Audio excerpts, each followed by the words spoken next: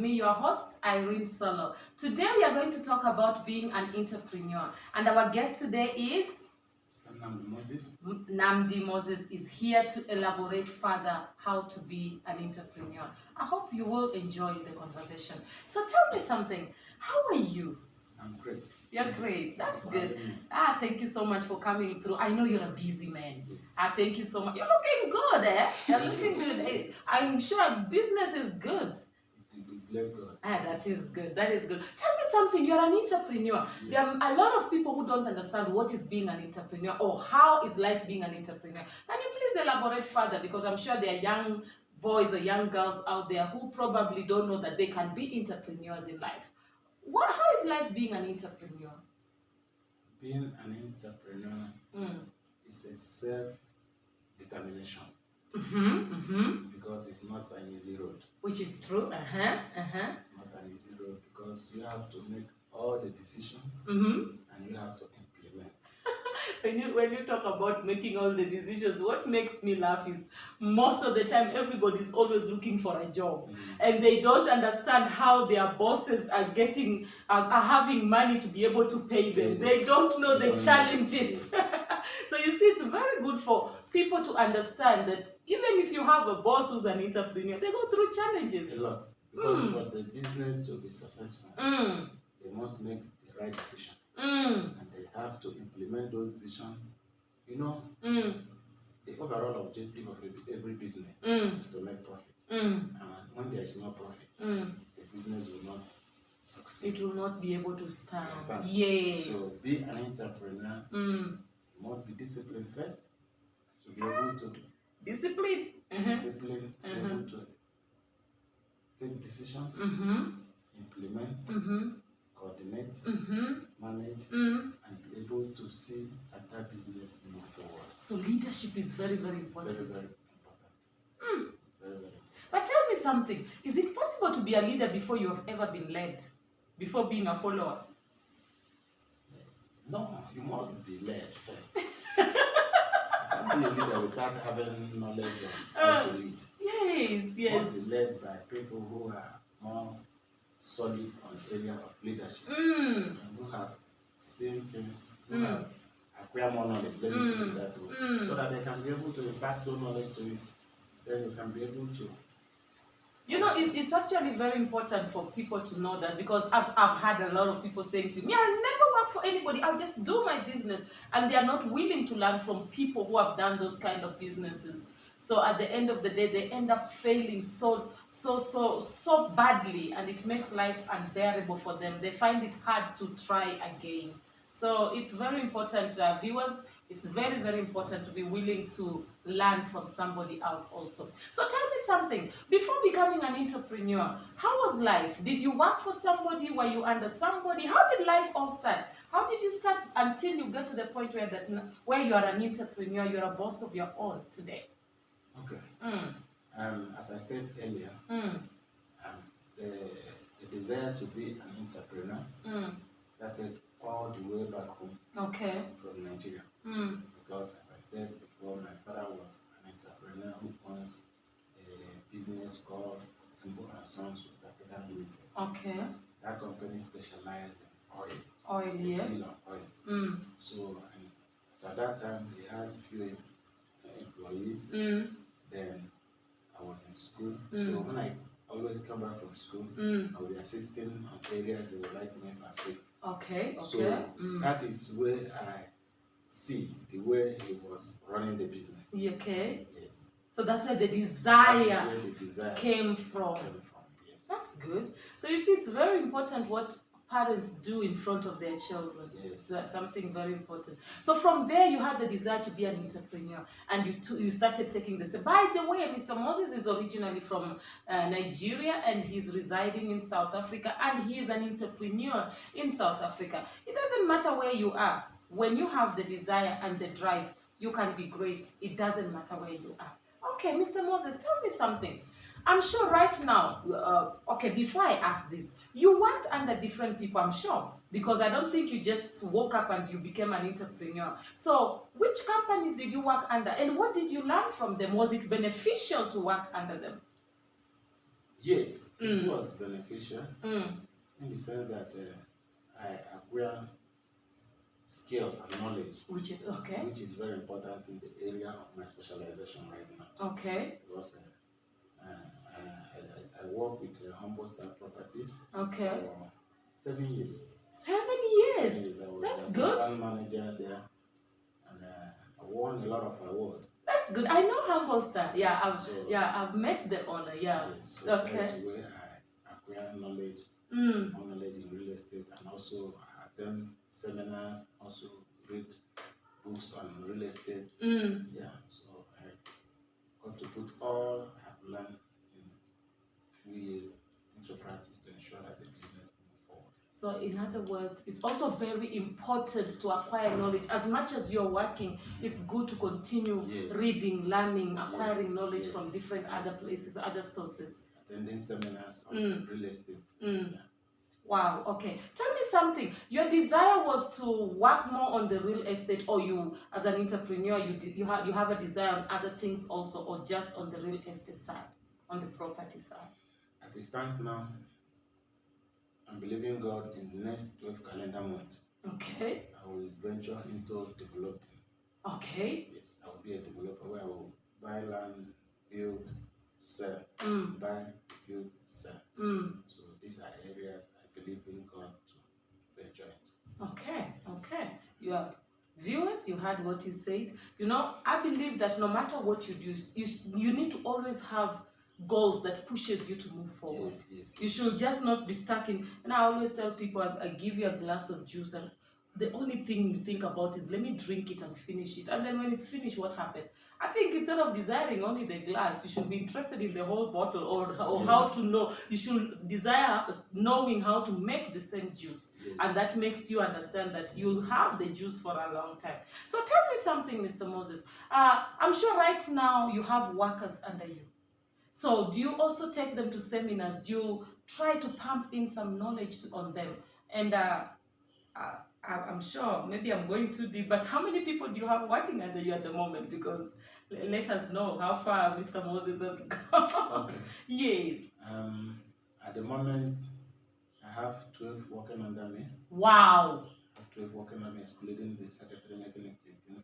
Wow. Yes. So you have 12 families under you. Yes. 12 families, depending on that same desire that was burning in you. Yes. So if you are not willing to start, these people are not going to be having jobs today. No. Viewers, do you get it? Get up and do something, because you never know whose destiny is attached to yours. That is very important. Okay, he says there are 13, including the secretary. Yes, sir.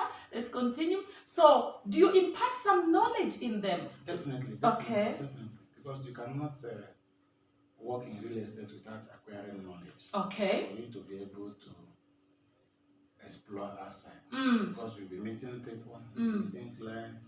So you need to speak in the language they will understand, the language of real estate. So we normally have our trainings on Fridays. Have our show house on Saturdays, and also we look at our schedules within the month, where we can pick up a day where we do our gazebo. You know, so it is always a process of introducing new methods of advertising in order to be on track in our business. Okay, that's nice. That's nice. So actually, I think it's not about even just being in a real estate. In any kind of entrepreneurship, I think people need to always acquire more and more knowledge. Because I was thinking about, even you find people in an IT world, the things you knew before may not be working today. So you need to keep on adding more knowledge so that you can be able to meet up with people. And being that Mr. Moses says within 12 months, he's trusting God to be able to be a developer, build and buy land, build properties and sell. That is a desire that, you see, he started somewhere, now he's moving forward.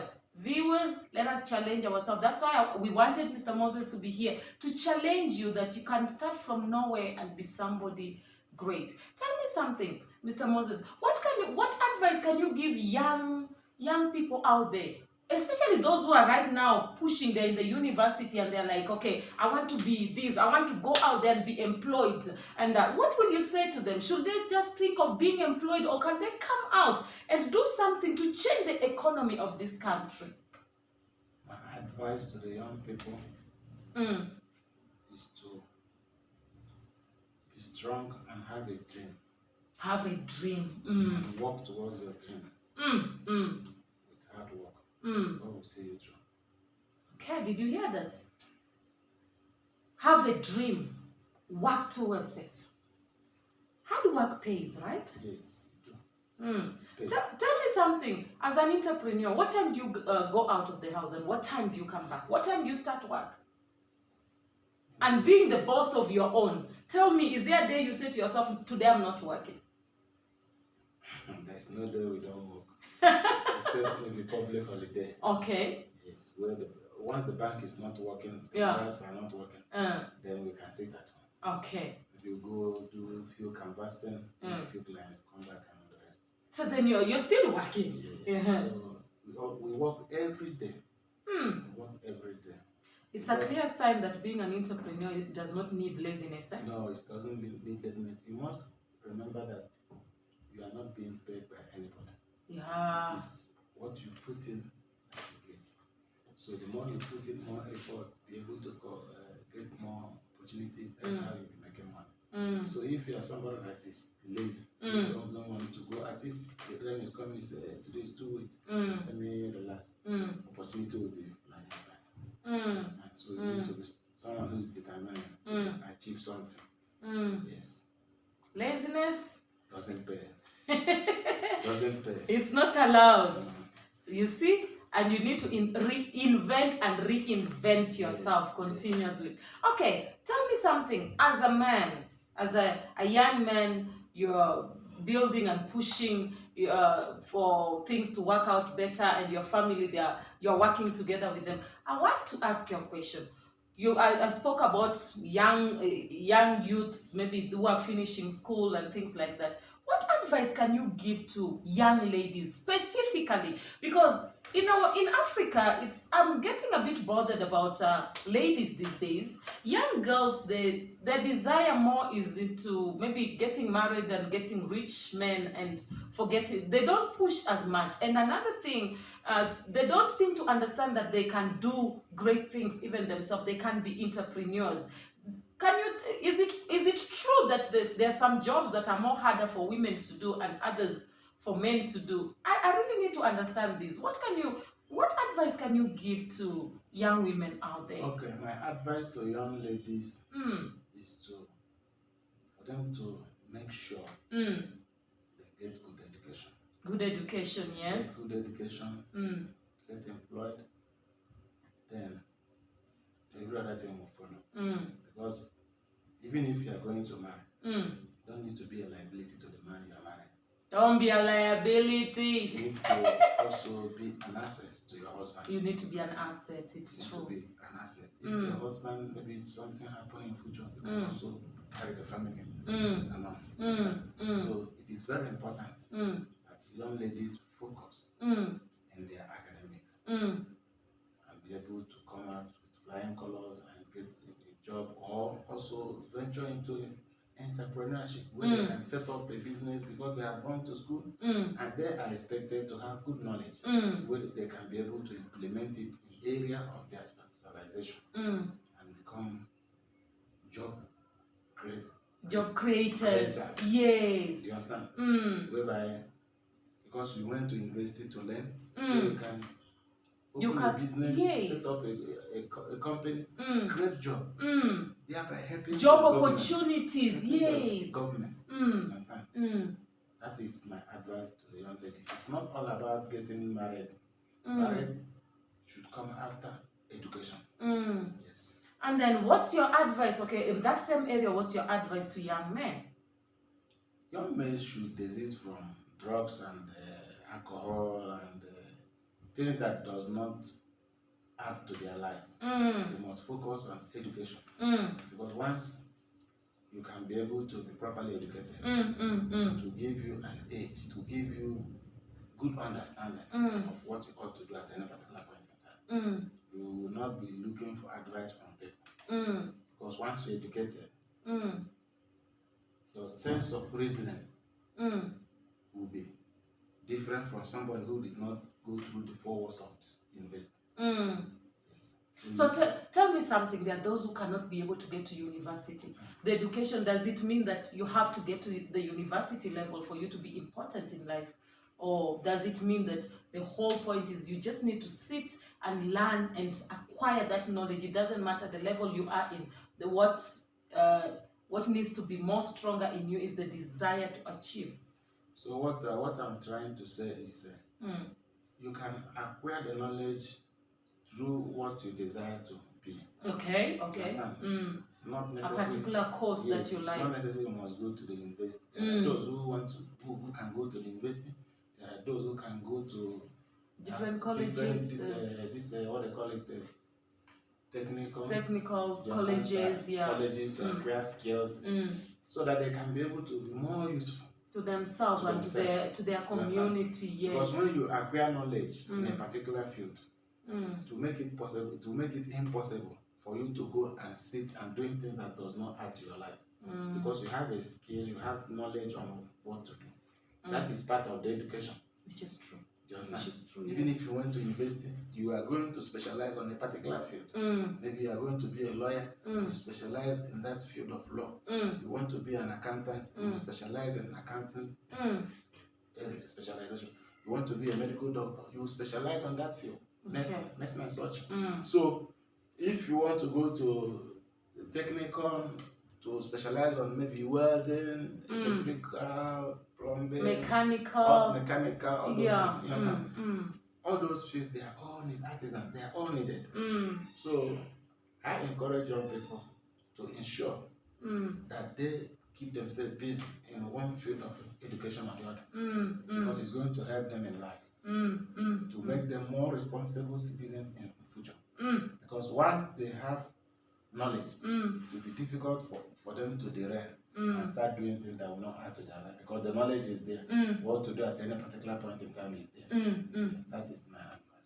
Tell me something. You know, when you just spoke, something just triggered me. Something triggered me a little bit there. I'm sorry, because it seems like the questions are coming in more and more.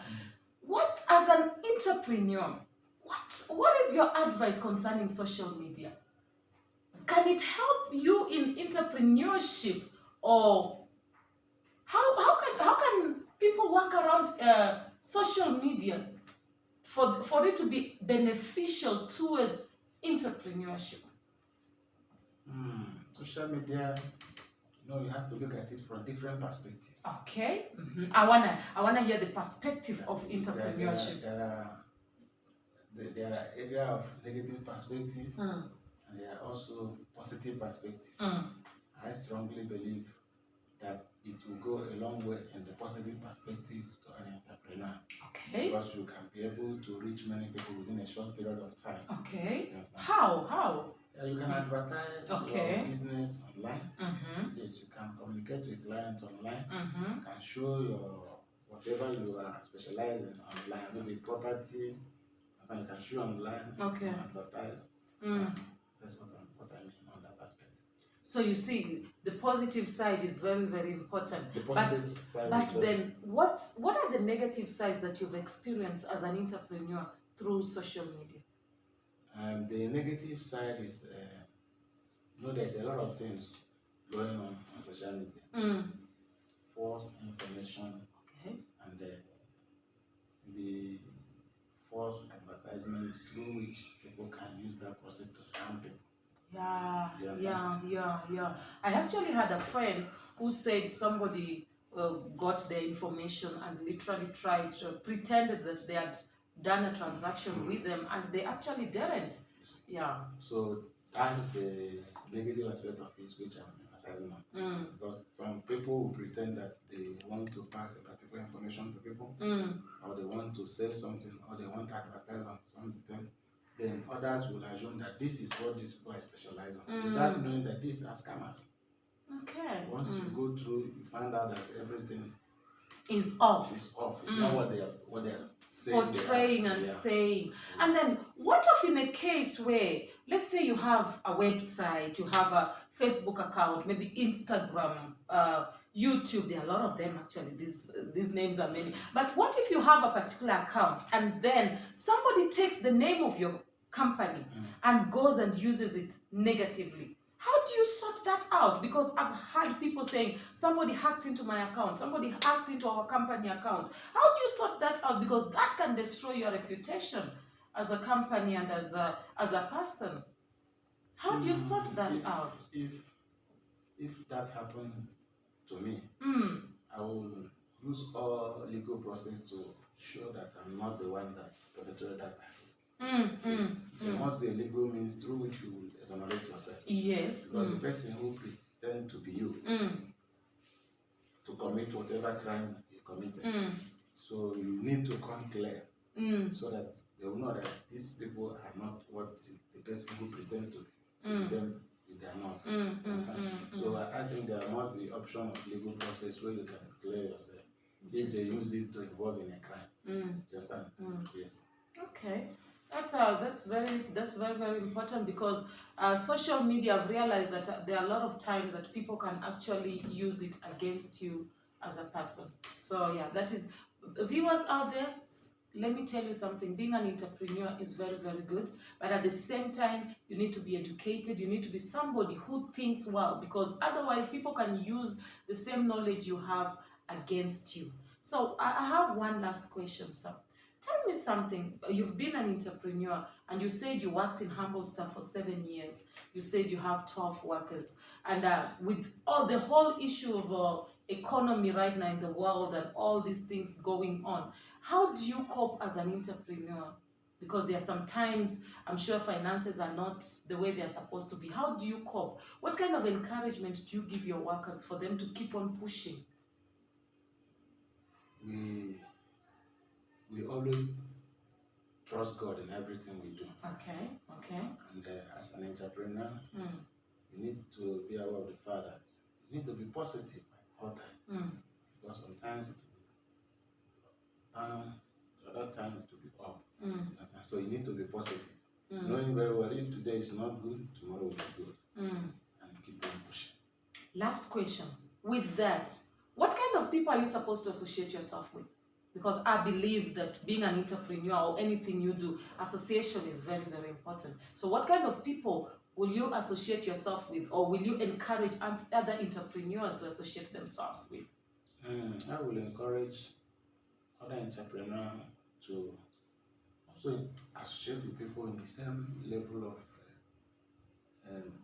expertise. People who have the same vision. People who are pursuing the same goal. People who are more enthusiastic in achieving something.